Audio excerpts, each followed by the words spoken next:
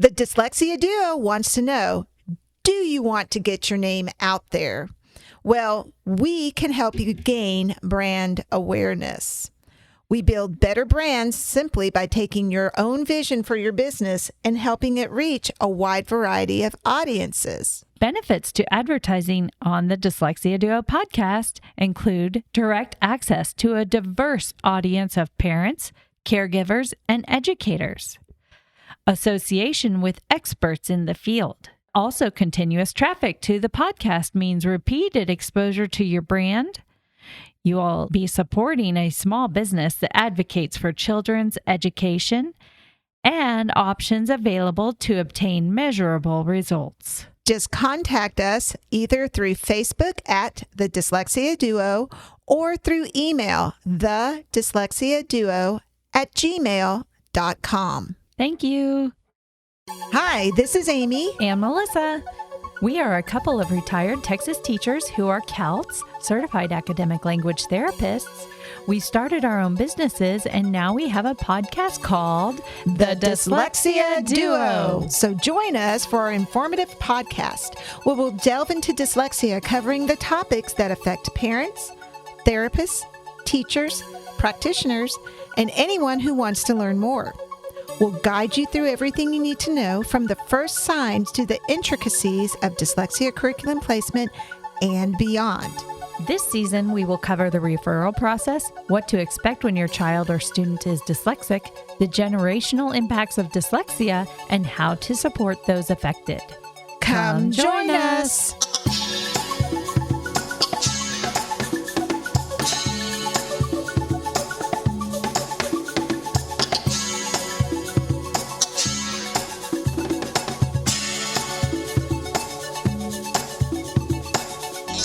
Amy. Hey, Melissa. I really enjoyed our episode with Jonathan Mooney. Yeah, we just finished that recording, and let me give our listeners a little preview of who Jonathan is. And I said during the interview, you might not recognize the name, but you do recognize the name because he was part of this viral clip from a few years ago that was all over social media.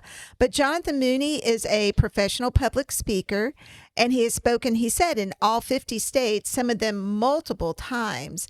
And over the years, he's spoken to kids in kindergarten. He's spoken to corporate executives, high school students, Ivy League professors, social workers, librarians, inmates, designers, parents, teachers, and everyone in between.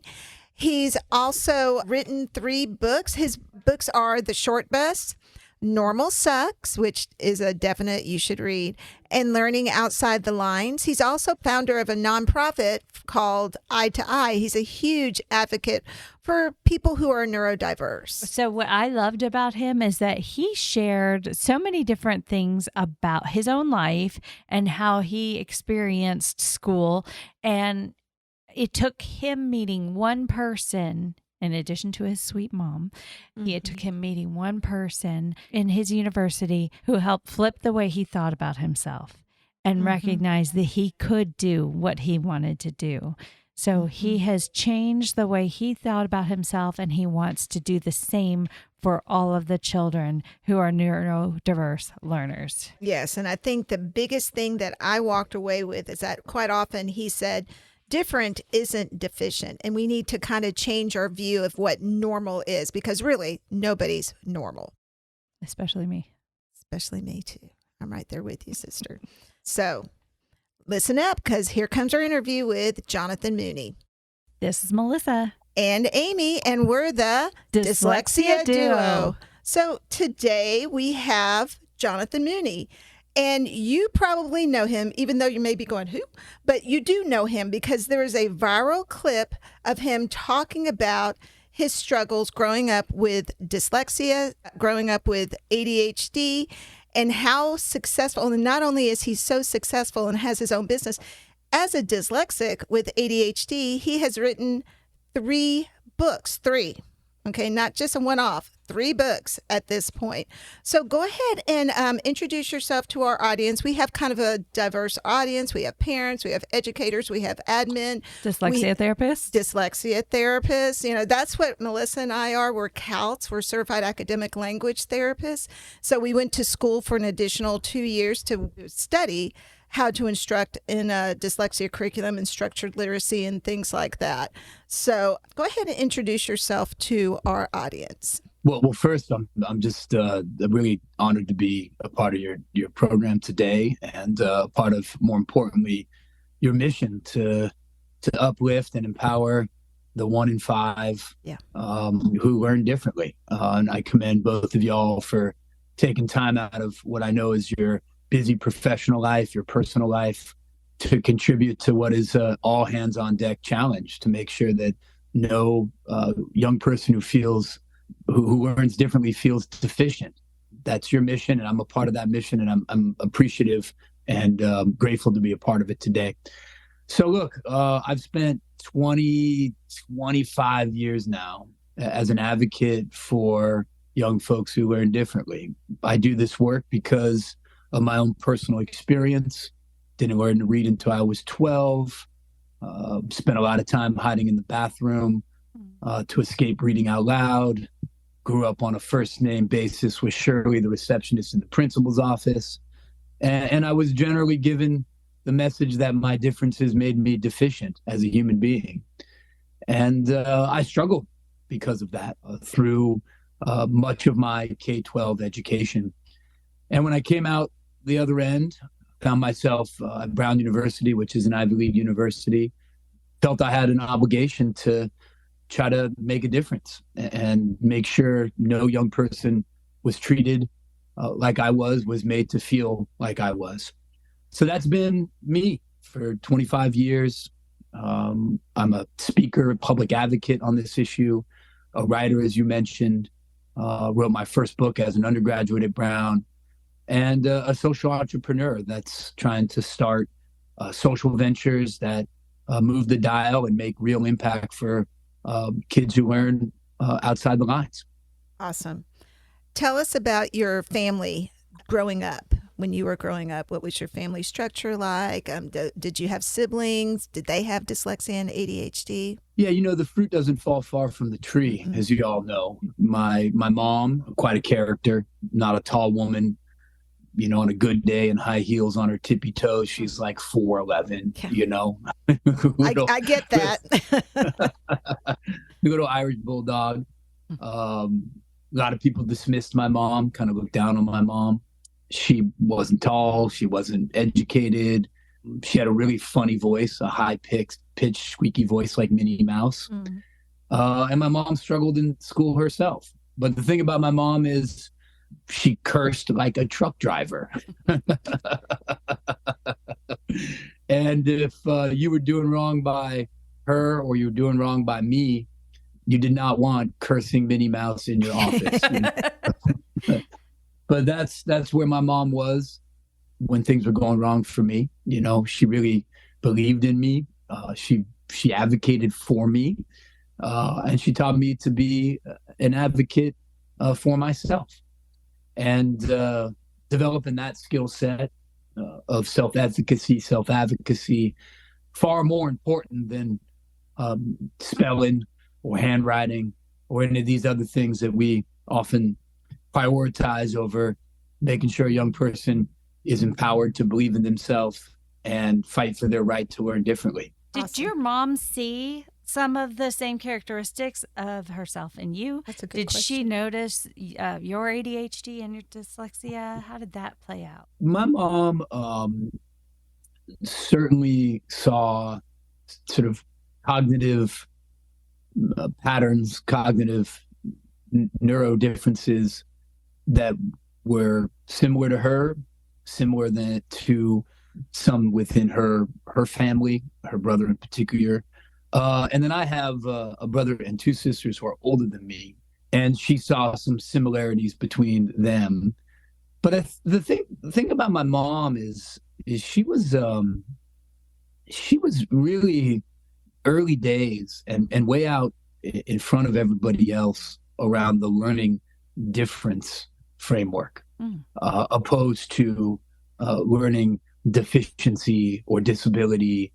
And so my mom sort of walked a fine line that I think is the right line to walk. On one hand, my mom did not want to pathologize what are naturally occurring variations in cognitive structures. And those variations play an essential role in the evolution of the human species. We know that ADD, dyslexia play essential roles in creativity and entrepreneurship. Without ADD, there would be no California, like it's just, so my mom kind of got that piece.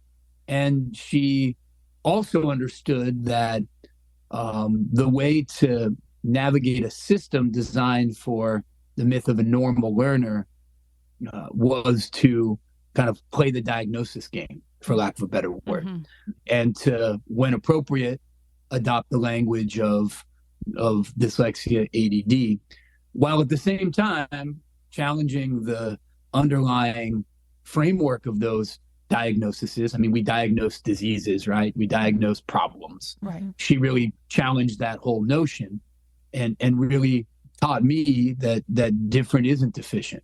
And she knew that from her own experience with outside the box thinkers in her family, in my siblings, and she instilled that in me. And that's been central to my work, my writing, my speaking, the work I do out there in the world trying to make change has been grounded in this idea that different isn't deficient. And these are naturally occurring variations of the human species that are valuable to the world. So let's talk a little bit about your 3 books. So I've been listening to kind of simultaneously 2 of them because I do a lot of driving for my job. I've been listening to Normal Sucks and Learning Outside the Lines. So Learning Outside the Lines, you wrote with a partner, correct? Okay. Yeah. Can you tell me a little bit about that process? Yeah. So Learning Outside the Lines was published almost 24 years ago in September 2000. I graduated from college just right before that. Learning Outside the Lines was written and sold to Simon & Schuster, the publisher, while myself and my wonderful co-author, David Cole, were undergraduates at Brown. We met as transfer students. I went to a previous university before Brown on soccer scholarship. So I sort of made it through high school, not doing well in school, and really thinking my only hope was to be a soccer player. And I got a scholarship to play Division I soccer at a school called Iowa Marymount University. And at LMU, I had a pretty dramatic transformation in my relationship to learning, my relationship to learning differently, and moved away from being an athlete only and really focused on my learning and decided to transfer to Brown. So when I transferred to Brown, I really felt like I had no place there. Here I am, a kid who didn't learn to read until I was 12. I thought I made a big mistake. And on the first day on campus, I met David Cole, who had a very similar background, struggled tremendously in school, was homeless for a little while, but had a very different relationship to learning differently. He had went to Landmark College, which I'm sure y'all are familiar with, and if you're not, check it out. It's a college specifically for folks with neurodiversity, the first in the country. And he had a more positive identity around learning differently. And so it was a revelation to meet him and to see a sense of pride in this opposed to shame in it. And so one day, and David Cole is, and I mean this with all due respect and as a compliment, he's one of the most ADD human beings I've ever met in my life. I mean, he'll talk about 12 different things at once at the same time. And one day we were hanging out in his dorm room and he came out of the shower and he was talking about conceptual sculpture. He was talking about Radiohead, the band. And then he said, we should write a book.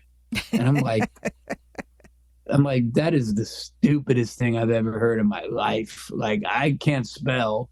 You can't sit still. Usually writing a book requires both of those skill sets. That's stupid.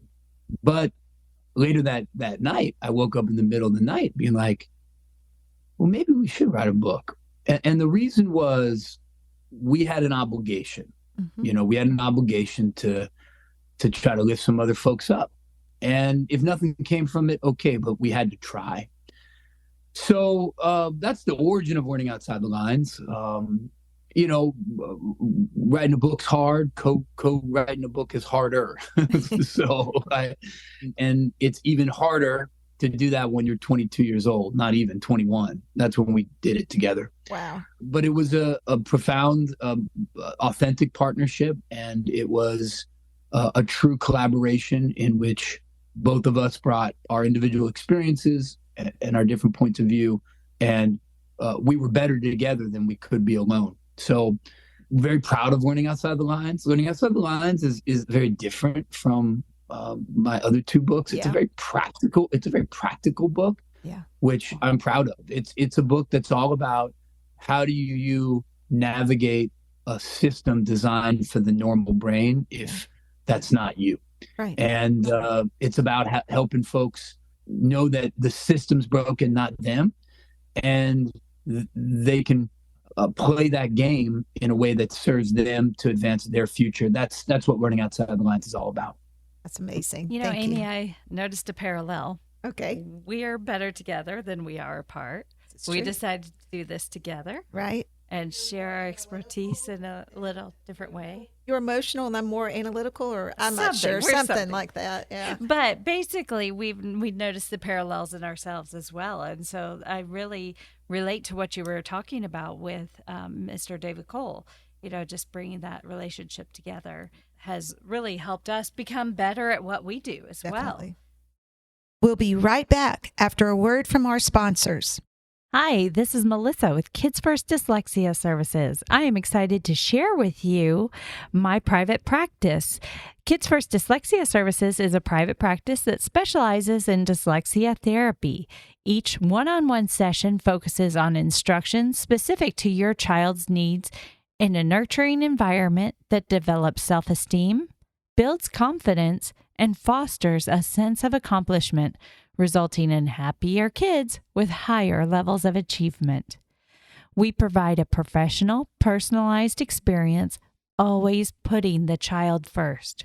We value the relationships with both our students and parents because strengthening skills and overcoming hurdles to achieve desired goals and success is a team effort.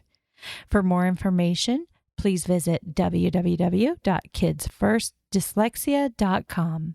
That is www.kidsfirstdyslexia.com. Hi there. This is Amy Rodenroth, owner of Discovery Dyslexia Services. So tell me if any of these situations are familiar to you. Your dyslexia teacher / therapist has suddenly retired unexpectedly, and you do not have the personnel to fill the space. Or you do not have enough trained teachers or therapists for the number of students who have qualified for dyslexia services, and you need a trained teacher or therapist quickly, like yesterday quickly. Or you need a teacher to provide compensatory services, and you do not have anyone that can provide what's needed. Well, what do? I'm going to tell you what you can do. You can call Discovery Dyslexia Services. Discovery Dyslexia Services can help you with your various dyslexia concerns. We have multiple CALTs who can provide virtual small group therapy. We can also train your teachers in most dyslexia curricula, either virtually or on site. Just let us know how we can help support you. For more information, go to our website at www.discovereed.com. Let me spell that for you. dyscoveread.com. I don't know, it's a funny name, but we're providing huge services for our dyslexic population. So keep in mind, Discovery Dyslexia Services, covering all your dyslexia needs. Let's return to the show. Leading to that, and Amy and I starting this business together, and you having a business eye to eye, Can you talk a little bit about that? Did this relationship with David Cole kind of lead to the business, or how did you get started with your business? Yeah, so Eye to Eye is a nonprofit organization. Um, it's it started as a student volunteer program at Brown. The focus of Eye to Eye then, and but to a great extent now, was to match college students with learning differences, now referred to as neurodiversity, and match them with young folks who have similar learning profiles. And it's not a tutoring program; it's a mentoring program. Mm-hmm. It's about helping young folks imagine a better future for themselves. So that started very much because of that relationship with David Cole, with his own modeling of, for me, a different relationship to learning differences, not one of shame, but one of pride. And we started that with 5 other Brown University students and 1 RISD, Rhode Island School of Design student, in our dorm rooms as a college volunteer program. I, when I graduated, became an official nonprofit organization. One of the first mentors of Eye to Eye, who was the director on the campus after I graduated, became the first employee and co-founder and executive director when I decided to move on to other ventures and opportunities. And so Eye to Eye celebrated its 25th anniversary last spring in existence. Congratulations. Working all around the country. Yeah, it was super cool. And credit where credit's due. The team came in the mid 2000s. That founding executive director, David Flink, and a wonderful president of the organization named Marcus, and accelerated and grew this nonprofit in a way that many people said couldn't be done. There was a lot of skepticism about Eye to Eye when we started. There was a lot of, are those people really good mentors? Are they really good role models? There was a lot of unstated kind of bigotry against folks with brain differences. And Eye to Eye kind of proved all those people wrong. It's going strong. It's gone strong for 25 years, and it'll go for another 25 years. And everyone involved in it, from David to Marcus to mentor volunteers all around the country, should be really proud of it. That's amazing. That is amazing. So I think we were chatting a little bit before the interview, and you had that viral video of, gosh, I don't even know how many years ago. I know it was before COVID. I remember seeing it, about your speech. But can you tell our audience what the speech was about? And did you really expect this huge reaction that you got from it? I'm sure you expected, there's going to be some sharing of it, but did you really think it was going to be this big? So the little video clip you're referencing is called "How to Prove Them Wrong," Mm-hmm. and it was a condensed and edited version of a presentation I gave for a school in Minnesota called Groves Academy. That's what it was called at the time. Okay. I think it's called the Groves Learning Network now. A wonderful, wonderful school specializing in language-based learning differences, doing profound work, and they've been doing it for a really long time. Mm-hmm. And what I talked about there was really that moment of transformation for me, from the kid who thought he was stupid, crazy, lazy, and the person who thought that they had something to contribute. And it was a very specific moment. That's not always the case. And things led up to that moment, of course. But that moment occurred before I went to Brown at LMU. And at LMU, I went, as I mentioned, really to be a soccer player. I wasn't interested in learning. I thought I was dumb. Mm-hmm. And I met early in my time a man named Father Young, who was a Jesuit priest and a Shakespeare scholar. And he was the chair of the department, English department at LMU. And he shared his story with a big group of people to convince them to be English majors.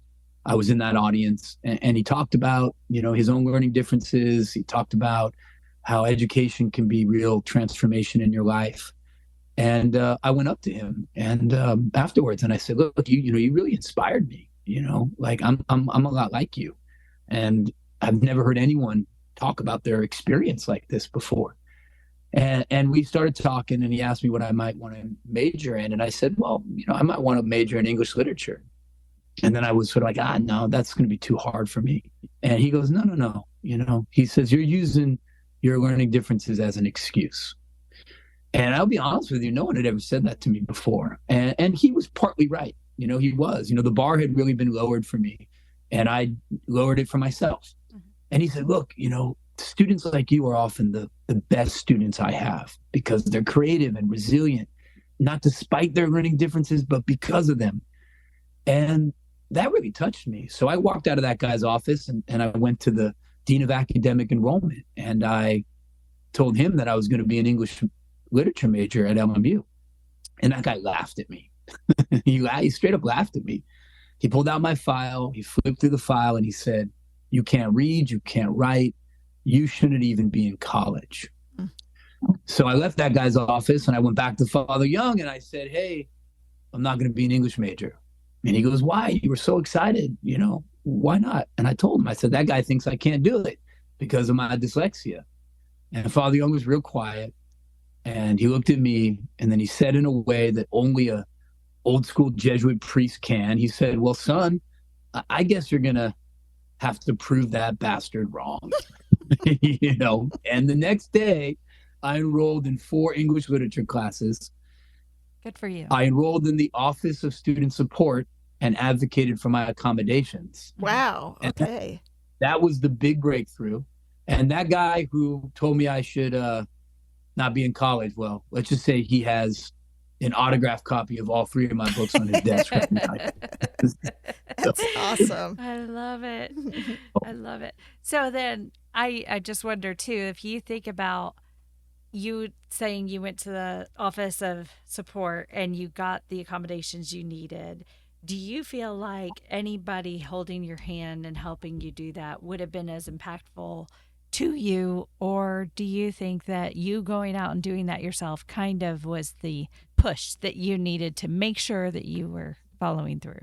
So many young folks don't use the accommodations that are there right by law. And I think it's important to understand the reason why behind that. And the reasons are multifaceted. A very clear, unequivocal reason is that often accommodations are stigmatizing, and the kids get teased, and kids don't want to be the sped kid or the resource room kid. They don't want to be that. Mm-hmm. So it's actually quite a rational reason that people don't use accommodations. And when we understand that as the origin of not all, but a lot of accommodation resistance, it turns our attention to the system, and it raises the question of what can the system do to make these less stigmatizing.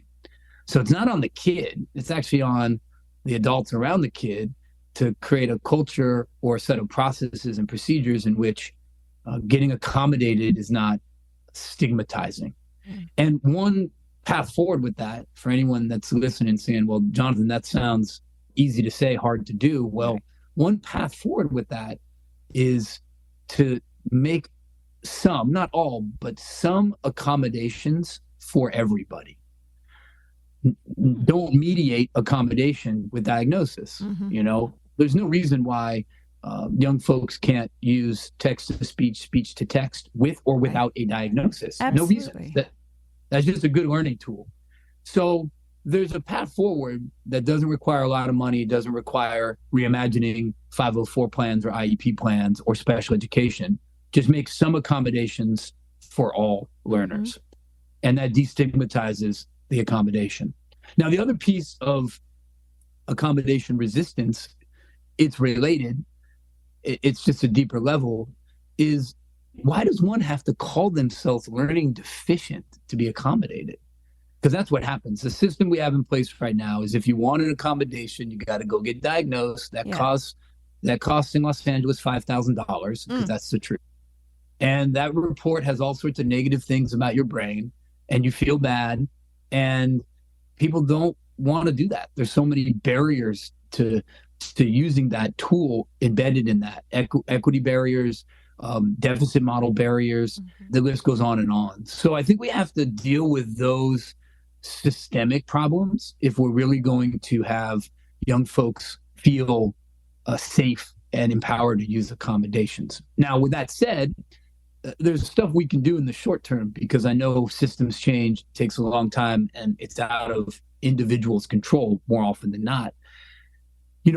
Framing accommodations not as a way to fix your problem, but as a way to fix a broken system. So, my mom and many really gifted teachers in my life would say, look, accommodations are a way for you to prove them wrong about you.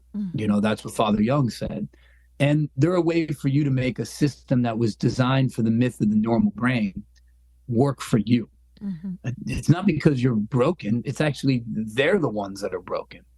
And then the other thing that's really important, and this is the Father Young piece that I hear all the time in stories of individuals who take ownership of accommodations in a profound way. They got pissed off. They got mad. They did. There's a wonderful neurodivergent activist out there named Roberto Rivera. Check him out if you don't know him. And he likes to say, because he had a hard go in school and life too, he likes to say that he turned his pain into propane. And he used it to feel himself. And we got to make that shift. It's not okay to be the kid in the hallway. It's not okay to be the kid hiding in the bathroom with tears streaming down your face because you struggle with reading. That's wrong. And you should be angry about that. And what you should do with that anger is not have it consume you, because that happens a lot. I'm sure y'all have seen the angry kids. You should have it, to paraphrase Roberto, you should have it fuel you. And you got to have somebody help you on that journey. That's not something you kind of come to on your own. Father Young was a gear that turned that in me. My mom laid the foundations. So it's not something you do on your own. At the end of the day, it is your choice. You have to make it. But there's all of these things we can do to bring the horse to water, for lack of a better word. And then they're prepared to take the next step themselves. That's awesome. Finding those strong relationships is key. And we're kind of noticing that through all the different conversations we've had with people throughout this time together. Finding those solid relationships is a big piece of it too. And it sounds like Father Young was that piece for you as well as your mom. And I think as dyslexia therapists in the setting, now both Melissa and I are retired, but when I was in the setting, I try to make those relationships.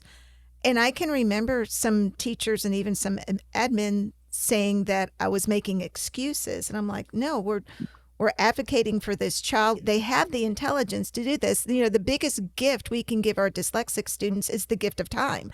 Give them extended time on some of these assignments, and that will do wonders. If he wasn't able to do it, it wouldn't matter how much time that we gave the student. And I think that kind of shows up there. One of my propane moments was hearing teachers saying, oh, they don't need that accommodation. They're fine without it. I know.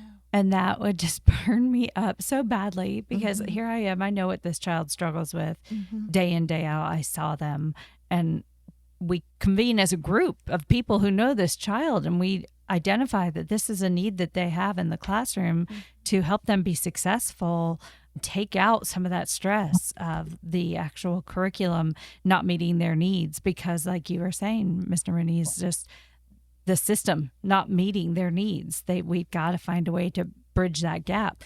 And then they would say, well, they don't really need that. Join us next week for our thrilling conclusion to the Jonathan Mooney interview. The Dyslexia Duo podcast hosts are Amy Rodenroth, Melissa Dean. Our producer is Greg Rodenroth. You can find us on Facebook at The Dyslexia Duo. Email us any questions or comments at thedyslexiaduo@gmail.com. Awareness is so important. Share this podcast with your friends, family, and teachers. Thanks for joining us. Bye.